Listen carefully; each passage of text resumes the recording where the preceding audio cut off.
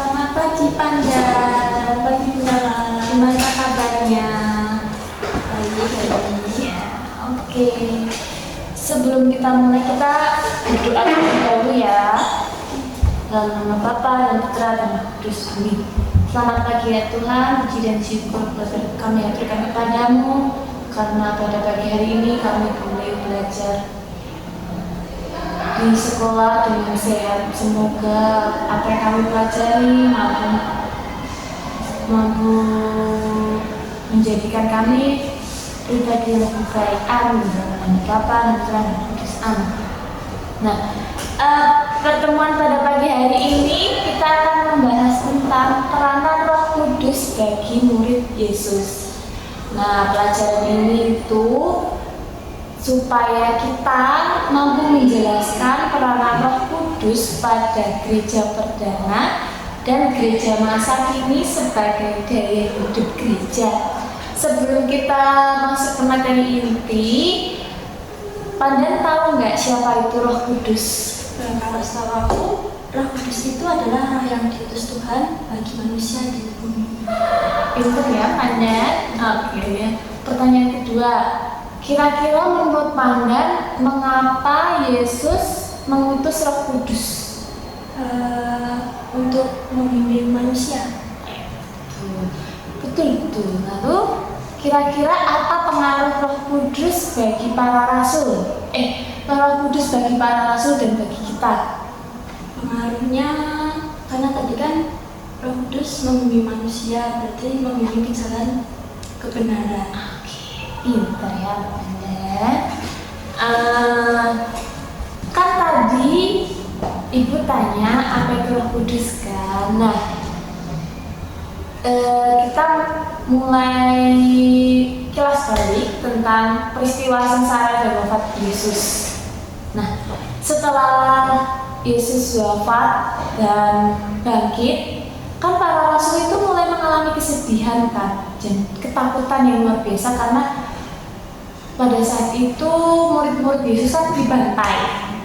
Nah, jadi mereka selalu mengalami kesedihan karena merasa ditinggalkan, habis itu juga ketakutan karena itu tadi pembantaian, juga mereka takut untuk bersaksi tentang Yesus. Jadi dalam ketakutan itu para rasul berharap dan menantikan terpenuhinya janji Yesus untuk mengutus roh penghibur.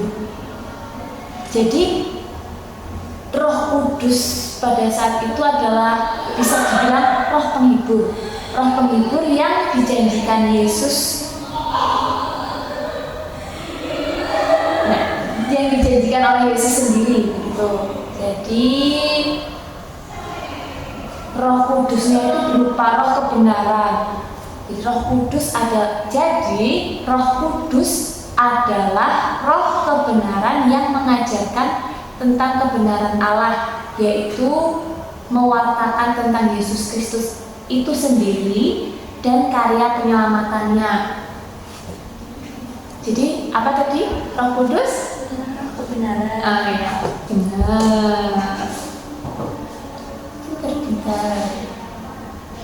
Nah, peristiwa turunnya Roh Kudus atas para rasul ini membuktikan bahwa Yesus itu tidak pernah meninggalkan murid-muridnya. Ia senantiasa menyertai mereka sampai akhir zaman. Jadi Roh Kudus ini tidak cuma menyertai para rasul pada zaman itu, tapi juga pada zaman ini dan sampai akhir zaman. Kira-kira Roh Kudus itu bentuknya kayak apa sih? Aku nggak pandang. Nggak tahu. Nah, jadi Roh Kudus itu dilambangkan dengan angin. Maka kita hendaknya menyadari bahwa Roh Kudus itu senantiasa berkarya dalam setiap langkah hidup kita, menggerakkan kita kemana Roh itu mau, yaitu menuju pada kebaikan.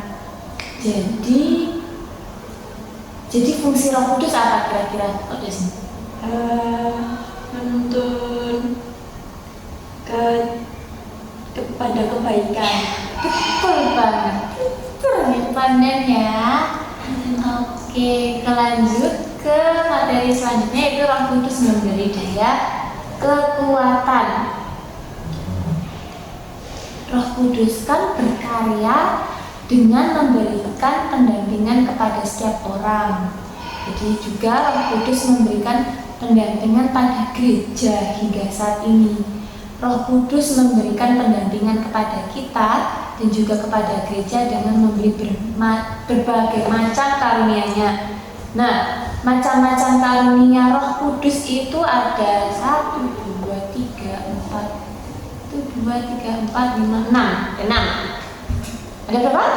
6. Yang pertama adalah karunia kebijaksanaan, kedua karunia pengertian, ketiga karunia nasihat, keempat karunia pengenalan, kelima karunia kesalehan, yang terakhir karunia takut akan Allah. Apa aja? Kebijaksanaan, pengertian, nasihat, pengenalan, kesalehan, terus takut akan Allah. Tuh. Oke. Jadi bagaimana Roh Kudus mendampingi gereja? Dengan selalu menyertai, memberikan 6 apa tadi? 6 karunia Roh Kudus. Ya, betul. Oke.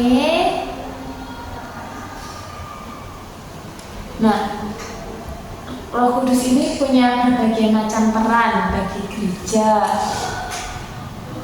Roh Kudus kan tadi roh apa? Nah, yang menjadikan gereja tetap hidup, beraktivitas dan berkembang. Jadi Roh Kudus itu Roh Kudus itu menggerakkan gereja, bukan gereja yang diam, bukan gereja yang pasif dan tidak berkembang.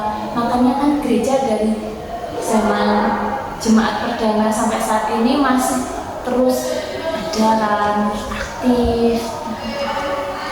Roh Kudus tadi roh kebenaran itu mengajarkan tentang kebenaran Allah, yaitu mewartakan tentang Yesus Kristus dan karya keselamatannya.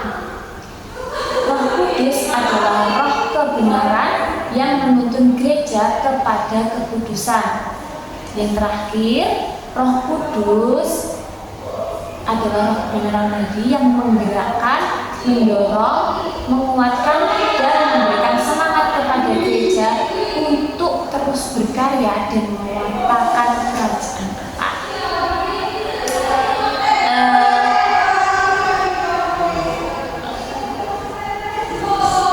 Kan tadi Roh Kudus tadi kan roh kebenaran mengajarkan tentang kebenaran Allah. Apa tadi kebenaran Allah tadi? Mewartakan tentang Yesus dan karya-karyanya. Nah, tadi kan sempat disinggung kalau Roh Kudus itu tidak hanya menyertai para murid waktu itu, tapi juga sekarang sampai akhir zaman. Nah, Roh Kudus itu juga berperan di zaman sekarang, yaitu memimpin kita untuk memberi kesaksian hidup atau martiria, terus juga memampukan kita untuk melaksanakan tugas pelayanan atau diakonia. Ketiga, Roh Kudus menggerakkan dan mendorong kita untuk membangun persekutuan yang kokoh. Lalu ada juga mendorong umat beriman atau kita untuk saling menguduskan melalui kegiatan liturgi. Terakhir, Roh Kudus memampukan kita untuk menjadi pewarta kabar gembira. Kurang lebih sama kayak tugas peran Roh Kudus ke gereja kan, untuk kita intinya menjadi pewarta kerajaan Oke, yang terakhir kita akan belajar tentang Kudus itu punya berbagai macam cara untuk membimbing kita umatnya, antara lain melalui sabda dalam kitab suci, kedua melalui gereja, ketiga melalui bimbingan secara khusus, dan melalui bimbingan orang lain. Bimbingan secara khusus itu hati nurani. Misalnya Pandan mau bolos, terus kepikiran, aduh gak boleh bolos, itu berarti hati nuraninya lagi gerakan oleh Roh Kudus, begitu kurang lebih. Nah, tadi kita sebelum kita mengakhiri, Ibu mau tanya tentang, nah, tadi kan Roh Kudus itu dijanjikan Tuhan untuk apa? Dijanjikan Yesus kepada para murid membantu, menguatkan, mendorong, dan mewatakan Yesus dan karyanya. Ya, betul. Roh penghibur yang dijanjikan Yesus itu kan Roh Kudus. Nah, Roh Kudus tadi adalah Roh kebenaran. Oke.